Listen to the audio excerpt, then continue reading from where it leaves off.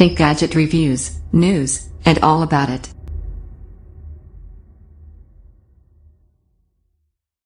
Huawei MediaPad M3 Review. 1. Samsung's Galaxy Tab S2 8.0 has pretty much ruled the roost this year, but the MediaPad M3 8.0 might just be the slimline slate to take the top spot. It's a high-end upgrade to the MediaPad M2, which impressed us in 10 in form back in May. The sequel gets uprated internals, a higher resolution screen, the latest version of Android, and is small enough that you don't need two hands to use it. 2. Diamonds are forever. Huawei loves a good diamond cut. Just look at the dual-camera packing P9 smartphone, or the mid-range Nova. And guess what? There's one here too. The MediaPad M3 has a metal frame with some distinctively sliced edges, which curve around the back of the tab and make it feel that little bit thinner in your mitts. The metal back has been sandblasted down to a smooth finish, but it's actually pretty great. Tipping the scales at 322 grams, it's not going to snap your wrist if you use it with one hand. Up front, the white and finish and silver trim look more than a little bit like an iPad, especially with the fingerprint sensor sitting front and center right where Apple slaps its home buttons. 3. Fingersmith. It isn't the snappiest sensor Huawei makes, but the MediaPad M3's fingerprint sensor is still pretty reliable. It takes about a second to wake the tab out of sleep mode. The pill-like shape might look the spitting image of Samsung's Galaxy S7 sensor, but don't expect a clicky button. It's just a touch-sensitive pad. Still, it does double up as a back button once you've unlocked the screen. I'm still a bit undecided if Huawei has put it in the right place. When you're holding the tab in one hand there's no way to reach it, and the 16:9 screen ratio makes it a little too top-heavy to grip by the bottom edge. At least you won't trigger it accidentally when you're gumballs deep in a game of Candy Crush. 4. Color me impressed. That 8.4-inch screen up front is a bit of a beauty. The MediaPad M3 is rocking an LCD panel, but one that's got brilliant saturation and plenty of brightness.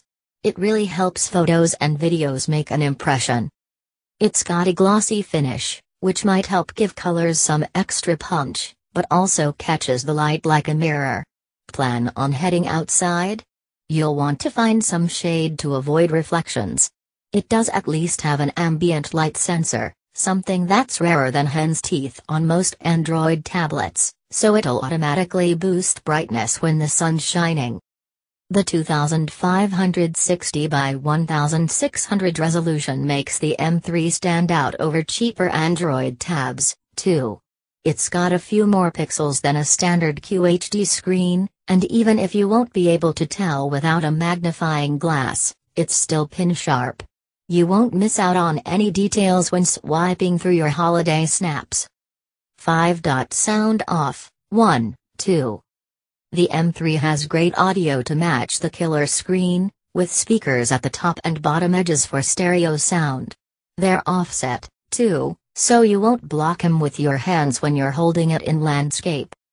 They're tweaked by audio experts Harman and Kardon, with a neck that switches when you hold the tab sideways for the best possible sound.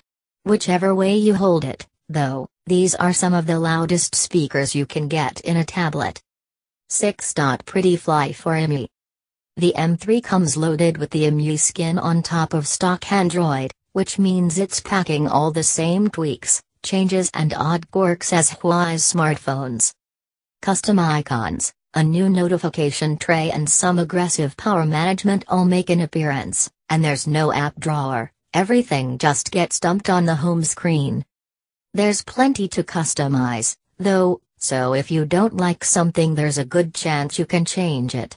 It might be running Android 6.0, but there's a taste of nougat in there too. Split screen mode lets you run two apps at once by holding down the Recents button.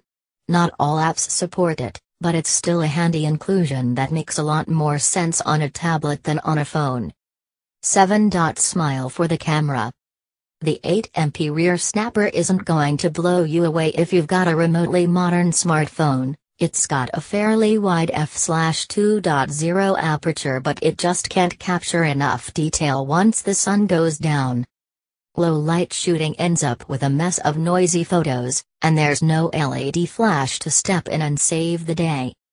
It fares a little better in the sunshine, and the M3's compact size means you don't look like a doofus when you're snapping photos with it. Expect a decent amount of detail, but somewhat muted colors. 8. Huawei MediaPad M3 verdict. Just going on specs alone, the MediaPad M3 looks like a great Android tablet.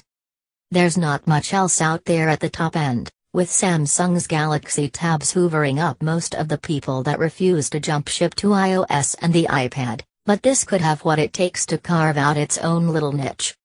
Brilliant build quality makes it perfect for carrying around everywhere. That great screen and fantastic sound help it eat up just about any video or music you can throw at it, too. Gaming performance is a little iffy, and that camera isn't much to write home about though. 9. Still, it's great to see such a potent combination in a tablet you can actually hold in one hand. It narrowly undercuts the iPad mini on price, too. If you don't demand a completely stock experience, this is one compact Android tab that's well worth your cash. 10. It's a shame, because Huawei's camera app has some pretty useful modes to mess about with. All focus takes several shots at once, then lets you pick a point to focus on after you've pressed the shutter button. Light painting overlays multiple photos to build up artistic night shots, and Pro mode lets you tweak ISO and shutter speed. These would be great in a better camera, but chances are you won't actually use them on the M3.